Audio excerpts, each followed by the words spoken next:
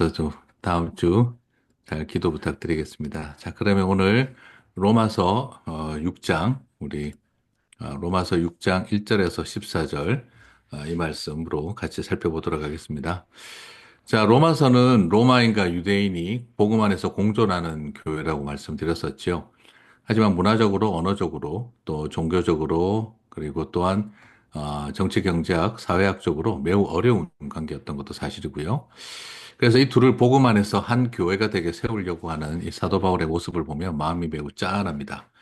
그래서 뭐 지난번에도 이야기 나눈 것처럼 이 로마서를 로마인들아 하고 탁 한 대 때리고 그다음에 유대인들아 탁 때리고 이렇게 하면서 왔다 갔다 하셨는데 이제 오늘은 또 약간 6장에서는 로마인들아 좀 그렇게 생각하면 안 돼요 하는 면이 또 있습니다.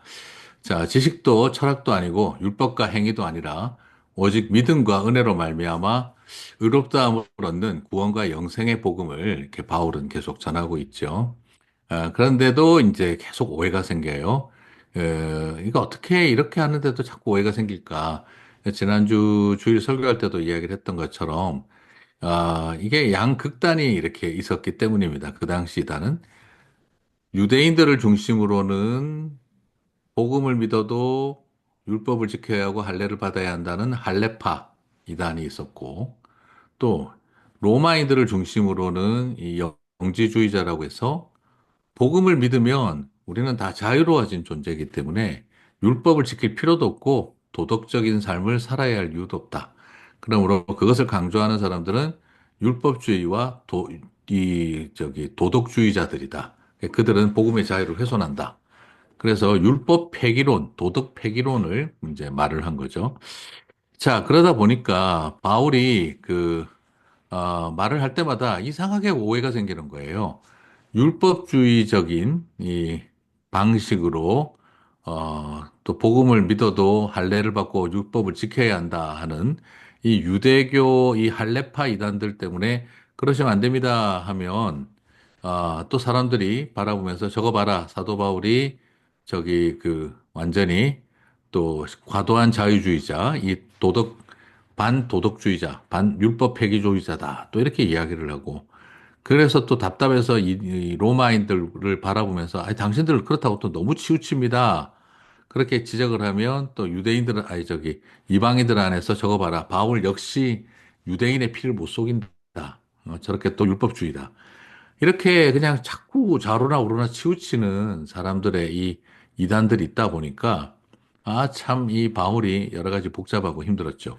그러다 보니까 할레파하고도 싸워야 되고, 또 영지주의 이단, 또 반율법주의, 또 반도덕주의자들하고도 또 싸워야 하는 이런 양극화의 자리에 있었어요.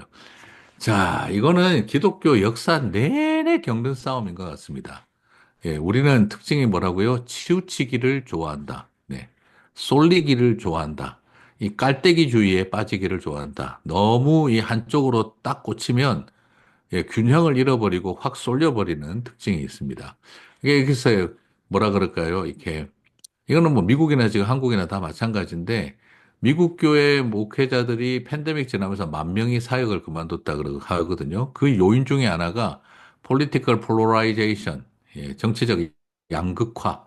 너무너무 힘들었다. 그게 이제 목회자들이 사역을 그만둘 정도로 이제 힘들었다라고 이야기를 할 정도였으니까요.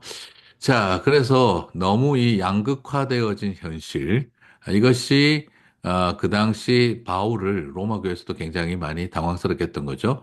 자, 그중에 오늘은 이제 그러니까 하나의 예를 들면 그렇습니다. 이 궤변의 3단 논법이죠. 용감한 사람이 미인을 아내로 얻는다. 용감한 사람이 미인을 아내로 얻는다. 내 남편은 용감하다. 그러므로 나는 미인이다. 네. 참 안타까운 여성들이 있죠. 이렇게 또, 네. 자신을 미인으로 만들기 위해서 남편이 용감한 남편으로 만들어주죠. 자, 그리고 또 반대로 또, 그러면 이것도 어떤가요? 무식하면 용감하다. 내 남편은 용감하다.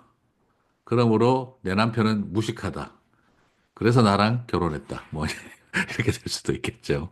자, 뭐, 여러 가지 이제 논리의 장난들이 이제 있는데, 자, 이렇게 우리가 사람들이 만들어가는 이 극단적인 이제 그 편가르기 그리고 낙인 효과. 자, 이런 것이 이제 그 시대에도 이 사도 바울의 시대, 로마서 시대에도 아주 심각했고 그러다 보니까 기성교회가 계속 분열되는 일이 있는 거예요. 그걸 부추기는 사람들이 계속 있는 겁니다. 네. 그래서 교회가 평화를 이루고 서로 하나된 공동체를 이루는 게 아니라 이쪽에서는 그 이방인 영지주의 이단들이 들쑤셔가지고 율법, 도덕적 삶, 거룩한 삶 필요 없다 그러고 있고 또 이쪽에서는 할레파들이 들쑤셔가지고 율법주의로 살아야 된다 막 들쑤셔야 되니까 이게 교회가 이게 그냥 서로 자기 가지고 있는 신학적 입장에 따라 왔다 갔다 하고 있었던 거죠. 자, 그러다 보니까, 예수님을 믿어도 여전히 어떻습니까? 유대교식의 기독교를 믿어라. 예수님을 믿어도 로마식의 기독교를 믿어라. 하는, 쉽게 말하면 아주 자기 중심적인, 이 굉장히 이고센트릭한, 그죠? 이고센트릭한 교회를 만들려고 했던 거죠. 그래서 사도 바울은 계속해서 도전한 겁니다.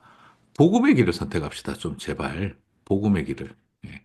그래서 로마서는 계속해서 복음을 강조하는 일을 통해 유대인 이단과 로마인 출신의 이단들로 계속 영향을 받고 있던 이 양극화된 그 당시 로마 교회가 복음 안에서 통합되게, 복음 안에서 융합되게 하기 위해서 노력하고 있었다는 것이죠. 자, 이런 오해와 루머 속에서 바울이 선언합니다. 우리는 결코 도덕 폐기론자가 될 수 없으며 나의 복음은 도덕 폐기론을 정당화하지 않았다. 이거는 이제 교회 안에 있던 이 그노시스, 영지주의 이 로마인 출신 이단들 때문에 그런 거죠. 자, 로마서 6장 1절 2절을 보게 되면 그런즉 우리가 무슨 말을 하리요? 은혜를 더하게 하려고 죄에 거하겠느냐? 그럴 수 없느니라. 죄에 대하여 죽은 우리가 어찌 그 가운데 더 살리요? 자, 무슨 말입니까? 아무리 우리가 죄 사함을 얻고 복음으로 말미암아 죄 사함을 얻었다 그래서 그러니까 복음이 우리를 이 육체의 죄로부터 자유롭게 해주셨으니까 이제 그냥 뭐 도덕 지켜야 된다, 거룩하게 살아야 된다느니 뭐 이렇게 하는 것은 율법주의야. 율법주의에 빠지지 말고 자유하면서 살아가. 이렇게 가르친 거에 대해서 바울이 반론을 펴고 있는 겁니다. 무슨 말을 하리요? 은혜를 더하게 하려고 죄에 더하겠느냐? 죄가 더한 곳에 은혜가 더했다. 그러니까, 야, 은혜가 더하려면 죄를 더 지어야 돼. 그럴 수 없는 것이다. 죄에 대하여 죽은 우리가, 죄에 대해서 우리가 죽었지 않냐. 죄에 대해서 우리가 죽었는데 어떻게 죄 가운데 살 수가 있느냐. 예수님이 우리의 죄를 사하기 위해서 그 죄를 담당하고 죽으셨는데, 죄에 대해서 같이 죽었다는 너희가, 죄에 대해서 같이 죽었다는 너희가 어찌 죄를 가지고 또 살 수가 있느냐. 이것은 논리적으로 말이 안 맞다는 것입니다. 그래서 도덕 폐기론, 거룩한 삶, 구별된 삶을 굳이 안 살아도 된다. 우리는 율법주의자가 아니기 때문에. 이런 논리를 가진 사람들, 좀 안타깝지만, 과거에 약간의 그 이제 서머나 교회 그 고 김성수 목사님을 좀 추종하시는 분들 안에 이런 특징들이 있습니다. 예, 우리는 믿음이 중요하지 거룩한 삶, 도덕적 삶 이거는 도덕주의, 윤리주의, 이 율법주의적 태도다 이렇게 극단화시키는데 이건 동의할 수가 없는 부분이죠. 자, 이것을 바울이 말하고 있는 겁니다. 로마서 5장 20절에서 죄가 더한 곳에 은혜가 더욱 넘쳤나니 이게 이 말을 다르게 꼬아가지고 은혜를 더하게 하려고 죄를 더 지을 수가 있느냐? 이거 말이 안 되는 소리 하지 말자. 이렇게 이야기를 한 거죠. 자, 그래서, 그러니까 윤리를 폐기하고 도덕주의를 폐기하라 하는 이런 영지주의적 가르침, 믿음을 강조하기에 도덕적인 삶은 필요 없다라는 이런 식의 가르침은 절대 있어서는 안 된다라는 거죠. 자, 그래서 바울이 이제 너무너무 피곤한 거죠. 제발 좀 말도 안 되는 이야기 이제 그만합시다. 이 말인 거죠. 죄에 대해서 죽었으면 계속 죄 짓고 살 수 없다 이거죠. 죄에 대해서 죽었지 않냐 이거죠. 예, 그러니까 죄를 계속 지으며 사는 것은 죄에 대해서 죽었다는 우리가 말이 되지 않는 이야기다. 우리의 모든 죄와 함께 우리도 죽었지 않냐. 그러면 우리가 자꾸 죄 지으며 살 수 없는 거지. 이것을 믿음이 있으면 되지 행함이 필요 없다. 이런 논리로 접근하면 안 된다는 거죠. 우리는 근본적으로 우리의 죄가 예수 그리스도와 함께 죽어버렸는데 어떻게 우리가 자꾸 죄를 살겠느냐는 거죠. 자, 그래서 바울은 다시 로마서 6장 6절 7절에서 정리하죠. 뭐라고 말합니까?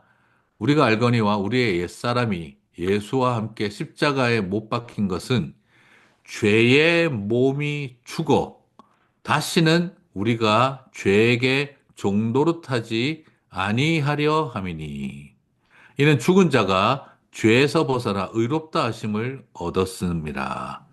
자, 그러니까 우리가 죄에게 종노릇하지 않게 하려고 지금 우리가 다 죽었는데 왜 또 죄에게 종노릇할 수가 있느냐 이 말인 거죠. 이것을 믿음이냐 행위냐는 논리로 끌어가지 말고 십자가를 똑바로 안다면 죄에 대해서 죽은 자들이 어떻게 죄에게 또 종노릇할 수 있겠느냐 하는 것을 말하고 있는 거죠. 죄가 살아있으면 죄를 짓겠지만 죄가 죽었지 않느냐 이거죠. 예수와 함께. 어떻게 또 죄를 지으면서 막 살 수가 있느냐. 예. 자, 십자가는 그러니까 잘 기억하셔야 됩니다. 십자가는 윤리를 죽인 것이 아니라 죄를 죽였습니다. 십자가는 도덕을 죽인 게 아니라 우리의 죄악된 삶을 죽였다는 것이죠. 죄와 사망이 죽었으니까 순결한 생활과 생명이 왕노릇하는 건 논리적으로 당연하다는 이야기인 거죠. 자, 십자가는 기억했으면 좋겠습니다.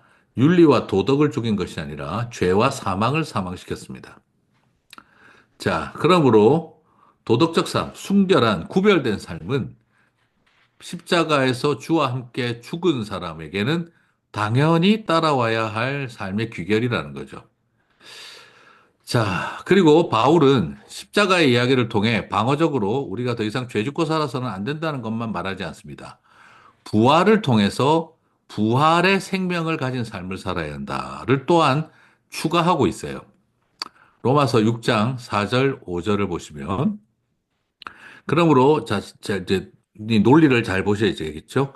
우리가 그의 죽으심과 합하여 세례를 받음으로 그와 함께 장사되었나니 장례를 치렀나니 이는 아버지의 영광으로 말미암아 그리스도를 죽은 자 가운데서 살리심과 같이 우리로 또한 새 생명 가운데서 행하게 하려 함이라. 만일 우리가 그의 죽으심과 같은 모양으로 연합한 자가 되었으면 그의 죽으심과 같은 모양으로 연합한 자가 되었으면 또한 그의 부활과 같은 모양으로 연합한 자도 되리라. 자, 이게 한마디로 무슨 말입니까? 우리가 그리스도와 함께 같이 죽어서 우리도 장례를 치렀고, 그럼 우리가 예수님과 함께 죽기만 한 게 아니라 또 뭐라는 거죠? 예수님의 죽으심과 연합했던 것처럼 우리가 부활과도 같은 모양으로 연합했다라고 이제 하잖아요. 그래서 로마서 6장 4절 5절은 그러므로 우리가 어떤 존재라는 거죠? 죄에 대해서 첫 번째 죽었고, 그다음 두 번째는 무엇입니까? 부활과 함께 다시 예수와 함께 연합했다는 거죠. 죄에 대해서 죽는 자리에 예수님과 연합했고, 부활도 연합했다는 거죠. 그러므로 우리 안에는 뭐가 있는 겁니까? 내 안에 누가 살고 있는 거죠? 내 안에 뭐가 있는 겁니까? 부활하신 예수의 생명이 있다, 이 말이에요. 그래서 내가 사는 것이 아니고 누가 사는 겁니까? 부활하신 그리스도가 살고 계시는 거죠. 그러므로 내가 그리스도와 함께 죽어 주와 함께 다시 살았고 내 안에 사느니 예수 그리스도니. 그죠? 그러니까 나는 부활하신 예수의 생명과 함께 사는 거죠. 자, 그래서 갈라디아서 2장 20절. 그죠? 내가 그리스도와 함께 십자가에 못 박혔나니 그런즉 이제는 내가 사는 것이 아니요 오직 내 안에 그리스도께서 사시는 것이라.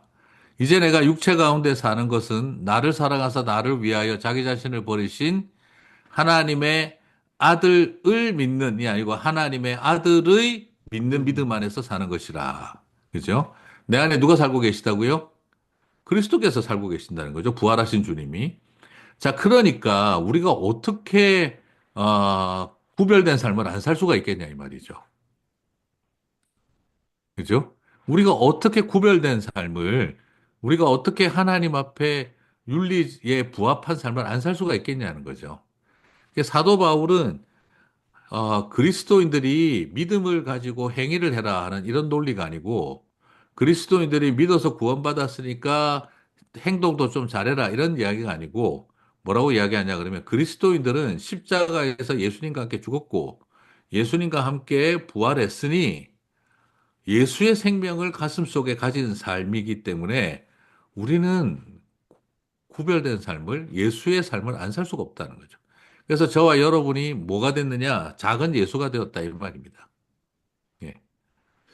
자, 이것이 믿음으로 산다는 말은 반윤리주의, 반도덕주의자가 될 수가 없고 오직 믿음으로 산다는 말은 내 안에 내가 사는 것이 아니라 예수 그리스도가 사시는 거기 때문에 우리는 사람들이 우리를 바라보면 누가 보여야 된다는 겁니까?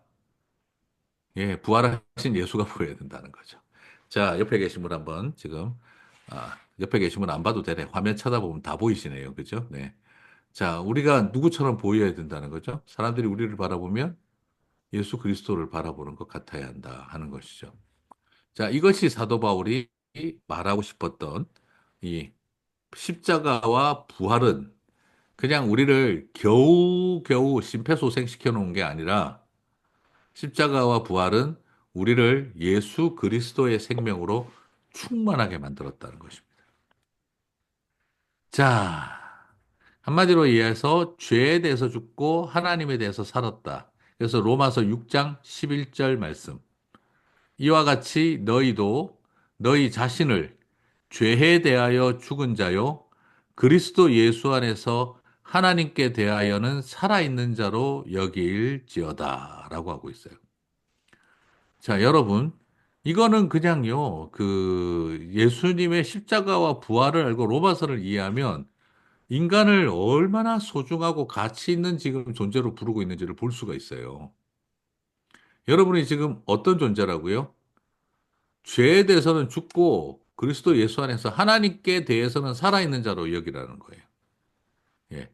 내가 이런 존재라는 겁니다. 예. 우리에게는 예수의 생명으로 빛나고 있는 존재. 하나님에 대해서 우리는 죽은 자가 아니라 살아있는 자다라고 스스로 여기라는 거죠. 자, 그래서, 이게 이제 바로 뭐냐면 세례를 받은 것이 바로 그걸 뜻하는 겁니다. 세례를 받는다는 게 여기서 지금 세례는 우리처럼 이렇게 뿌리는 세례가 아니라 물에 들어갔다가 나오는 걸 말하는 거죠. 그래서 들어갈 때 뭐라 그래요? 죽은 거고 다시 물 밖으로 나오는 걸 뭐라 하는 거죠? 다시 산다는 개념입니다. 네. 자, 그래서 그리스도와 함께 죽고 그리스도와 함께 다시 부활한다 하는 개념이 인멀전이죠. 그죠? 소위 말해서 세례할 때 물속에 들어갔다가 나오게 되는 개념을 말하는 겁니다. 그래서 그리스도 안에서 죄에 대해서 죽고 그리스도 안에서 하나님에 대하여 산자가 되는 것입니다. 그래서 부활은 뭐냐 그러면은 living sacrifice, 산 제사라고 하는 거예요. 자, 좀 더 이해하려면 고린도전서 10장 1절 2절을 보시면 고린도전서 10장 1절 2절을 보시면 이 세례받는 사건을 출애굽의 홍해바다 사건으로 설명을 합니다. 우리 조상들이 다 구름 아래에 있고 바다 가운데로 지나며 모세에게 속하여 다 구름과 바다에서 세례를 받고, 자, 구름과 바다에서 세례를 받고, 이게 무슨 말이죠? 바다가 쪼개진 걸 지나갔다는 거죠. 자, 제가 여러 번 말씀드렸죠. 바다가 쪼개어진다. 이 표현이 뭐하고 같은 표현이죠? 할례를 받다 할 때 할례라는 표현이 자른다, 쪼갠다라는 동사예요. 할례가 자른다라는 동사, 쪼갠다는 동사예요. 그리고 또한 홍해 바다가 갈라지고 잘라진 거죠. 네, 그것도 같은 맥락. 그 다음에 아브라함이 언약을 맺을 때 짐승을 쪼개어 놓았죠. 그죠? 그 사이에 계약의 당사자들이 지나갔죠. 그처럼 이 표현이 나중에 시작에서 뭐라는 겁니까? 이게 세례를 받았다는 말로 되어진 거예요. 자, 그렇기 때문에 우리가 세례를 받는다는 표현이 마치 홍해바다를 통과하는 거죠. 그래서 실제로 어떻게 했냐 그러면 홍해바다를 이렇게 통과할 때 홍해가 갈라져서 내려가면 어떻게 됩니까? 수심이 깊으니까 땅 밑으로 내려가는 거잖아요. 그래서 사람들이 안 보여요. 그런데 다시 어떻게 됩니까? 올라오잖아요. 건너서. 그러면 사람들이 다시 보여요. 그래서 마치 땅 속으로 들어갔다가 땅 위로 올라오는 것과 같은 거예요. 죽은 것처럼 보이지 않았다가 다시 살아나는 것은. 그래서 홍해 바다 이집트 반대에서 보면은 죽음의 자리로 들어가서 생명의 자리로 나오는 거죠. 그래서 그것이 마치 땅 속으로 들어갔다가 다시 하늘 위로 올라오는 거예요. 예, 홍해 바다를 통과하는 모습이. 그래서 우리가 물 속에 들어갔다가 나오는 거하고 같은 맥락이죠. 죽었다가 다시 산다 하는 개념인 것입니다. 자, 그래서 바울은 로마서 6장 11절에서 너희 자신을 죄에 대하여는 죽은 자요. 그리스도 예수 안에서 하나님께 대하여는 살아있는 자로 여기라. 자, 이것이 바로 부활을 통해서나 이제 십자가와 부활을 통해 또 세례를 통해서도 다 이런 의도를 성취하고 있었다는 거죠. 그래서 저와 여러분은 어떤 존재입니까? 여전히 죄를 짓고 있지만, 여전히 죄를 지을 수밖에 없는 연약한 죄인들이지만, 그러나 우리는 어떤 존재라고요? 죄에 대해서는 죽은 자들이고, 하나님에 대해서 산 자들이라는 거죠. 이것을 잊어버리지 않아야 한다는 거죠. 그래서 늘 부끄럽고 죄송하지만, 그러나 이 은혜를 아니까 어떻습니까? 나 이렇게 살면 안 되지. 내 안에 누가 계신데. 나는 이렇게 살면 안 되지. 나를 믿어주신 분인데. 이제 이런 결단 앞에 서게 된다는 겁니다. 자, 그래서, 이제 우리에게 로마서가 이제 명령을 던지고 있어요. 로마서 6장 12절에서 13절은 로마서에서 나오는 첫 번째 명령문입니다. 로마서 1장 1절부터 6장 11절까지는 명령문이기보다는 서술형의 문장을 사용해 왔어요.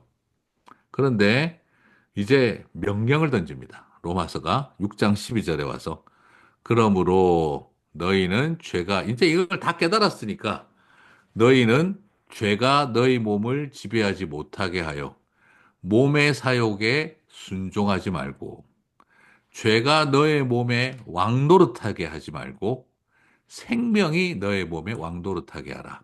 명령을 던지고 있습니다. 명령을. 자, 죄가 지배하지 못하게 하라는 말은 털끝만큼도 죄를 짓지 말라는 뜻이 아니라 무슨 말이죠? 죄가 나를 지속적으로 다스리게 하지 말라 이 말이에요. 새가 내 머리에 그죠? 똥 싸고 지나가는 걸 어떻게 막겠습니까? 새가 내 머리 위에 똥을 싸고 지나가는 걸 어떻게 막겠어요? 그러나 새가 내 머리에 둥지를 틀고 알을 까고 살아가는 거는 막아야 된다 이 말인 거죠. 그래서 죄가 왕노릇하지 않게 하라. 이 말은 요만큼이라도 죄 짓지 못하고 살아가라 하는 그런 강박관념을 주는 게 아니라 우리는 여전히 연약하기에 죄를 지을 수밖에 없지만 그러나 죄가 당신의 머리에 둥지를 틀고 살아가지 못하게 하라는 것입니다. 자, 여러분, 그, 그래서 여러분 혹시 반지의 제왕의 여왕 그 골룸 혹시 기억나세요? 그 되게 못생기고 했던 골룸. 그런데 원래 그 골룸의 이름이 뭐냐면 스미골이에요. 스미골. 착한 인격으로 순종적이고 신뢰할 만한 사람이었 존재였어요. 그런데 그 절대 반지를 딱 쥐고 마력을 소유하고 싶은 욕심에 사로잡히기 시작하니까 내가 이 절대 반지를 쥐고 강력한 힘을 가진 권세자가 되고 싶어지니까 그 아름답고 순종적이고 인격적으로 깊었던 스미골이 나중에 골룸이 됩니다. 여러분, 반지의 능력에 중독되어 절대 반지를 소유하고 싶은 강력한 힘을 갖고 싶었던 반지의 제왕이 되고 싶어 하는 마음을 갖고 나서 아주 아름답고 훌륭한 인격을 가진 스미골이 추하고 못난 골룸으로 변하죠. 자, 그 영화가 굉장히 기독교적인 영화인데 참 많은 도전을 주고 있죠. 혹시 우리 자신을 한번 바라야 됩니다. 나는 지금 욕망과 죄가 지배하고 있다 보면 반지의 제왕이 되어 그 반지를 끼고 골룸으로 변해가는 거예요. 오늘 그것을 보여주고 있죠. 그래서 몸의 사욕에 순종하지 말고 죄가 너의 몸을 지배하지 못하게 하라. 이것을 도전하고 있는 것입니다. 자, 그래서 오늘 이걸 좀 정리를 해보면, 뭐 저 자신도 마찬가지고, 세월이 가고 나이가 들어갈수록 우리가 더 하나님 앞에, 어, 머리 숙이고 겸손해야 하는데 그렇지 않고 오히려 반성하지 않고 회개하지 않고 자기 자신을 디펜스 하는데 모든 에너지를 쓰죠. 내가 선택한 것은 옳아야 하고 내가 가는 길은 무조건 맞아야 되고 하는 이런 생각들이 존재하죠. 자, 기억했으면 좋겠습니다. 예수님처럼 살라고 했지 하나님처럼 되라고 하지 않았습니다. 자, 우리가 크게 헷갈리는 것은 예수님처럼 살라고 했는데 하나님처럼 되려고 든다는 거죠. 자, 그렇게 된다면 예수님처럼 살게 되면 생명나무 실과의 삶을 사는 거고 하나님처럼 되려고 들면 선악과의 삶을 사는 것입니다. 말이 참 비슷한데 극단적입니다. 하나님처럼 되려고 하면 선악과의 길이고요. 예수님처럼 살기 시작하면 생명나무 실과의 삶입니다. 우리에게 주는 도전은 바로 여기에 있습니다. 그래서 부끄러울 줄 알고, 그리고 미안할 줄 알고, 가슴 치고 회개하고, 그리고 늘 부끄러워하면서도, 그래도 이렇게 살면 안 되지 하는 결심과 결단을 하는 삶, 좀 그런 어떤 마음이 우리 가운데 좀 있었으면 좋겠다 싶은 생각을 하게 되어집니다. 자, 얼마 전에 그 한민복 님이 쓰신 그 반성이라는 시를 봤는데, 뭐 특별할 것 같지는 않은데 조금 마음에 감동이 있더라고요. 뭐 예전에 한번 제가 말씀드린 것 같기도 한데, 늘 강아지 만지고 손을 씻었다. 내일부터는 손을 씻고 강아지를 만져야지. 참 별거 아닌데, 그죠? 배려에 대한 이야기죠. 네. 그래서 그것부터 자신은 반성을 시작했다. 참 인상적이었어요. 우리의 삶이 더러운 거 만졌으니까 손 씻는 것이 아니라 내 손이 더럽다고 생각하고 내 손부터 먼저 씻고 강아지를 만져야 되는 거죠. 우리는 여러분 사람 몸에서 제일 더러운 데가 손이에요. 근데 우리는 더러운 거 만지면 씻어요. 근데 사실 제일 더러운 건 내 손인데. 그죠? 내 손을 씻고 만졌어야 되는 건데. 근데 우리는 계속해서 남들이 더러운 줄 알아요. 남들이. 그래서 남들하고 악수하고 나면 손 씻어요. 근데 사실 우리가 우리부터 씻었어야 되는 거죠. 오늘 바리새인들이나 유대인, 이방인들이나 자기들은 다 괜찮은 줄 알고 있는 거예요. 그래서 그걸 저와 여러분에게 도전하고 있는 것이죠. 그래서 예수님처럼 살아야 되는데 하나님처럼 되려고만 든 거죠. 네, 그것이 교만이라는 걸 우리가 잊어버립니다. 자, 다시 한번 정리드리면 1948년 네덜란드 암스테르담에서 제1차 세계 교회 협의회 총회가 열렸습니다. 그런데 개회 예배 때 맨 강단 앞에 큰 관이 있었고 사람들에게 오늘 아, 너무너무 우리가 이 세계 교회협회 첫 총회 개회 예배에 이 뷰잉 서비스를 드려야 될 것 같다고. 그래서 사람들이 그 누군지는 모르겠지만 하여튼 교회 지도자인가 보다 생각을 하고 전부가 다 조의를 표하는데 그 관속을 보면서 뷰잉 하다가 사람들이 다 깜짝 놀랍니다. 왜냐하면 그걸 쳐다보는데 그 안에 관 안에다가 큰 거울을 놔두었던 거예요. 그래서 오늘 세계교회협의회 지도자들이 다 모였는데 개회 예배는 뷰잉 서비스를 하자고 했는데 사람들이 쳐다보고 전부 다 깜짝 놀라고 그리고 돌아와서 조용히 눈물로 기도하는 시간을 가졌다고 합니다. 그러니까 내가 죽지 않으면 안 된다 하는 거였죠. 자, 오늘 우리 안에 좀 그런 어떤 마음을 발견하면서 여전히 우리는 예수를 믿고도 죄 가운데 살아가는구나.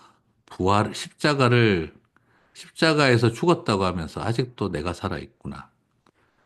내 안에 예수가 부활했다고 하면서 아직도 내 생각과 내 욕심과 내 욕망과 내 분노가 살아있구나. 오늘 그것을 보게 하는 로마서의 말씀이 아닐까 싶습니다. 네, 오늘 이 말씀 그렇게 바라보시면서 여러분들이 또 새롭게 발견하시는 시간이 되셨기를 바랍니다. 수고하셨습니다. 감사합니다, 목사님.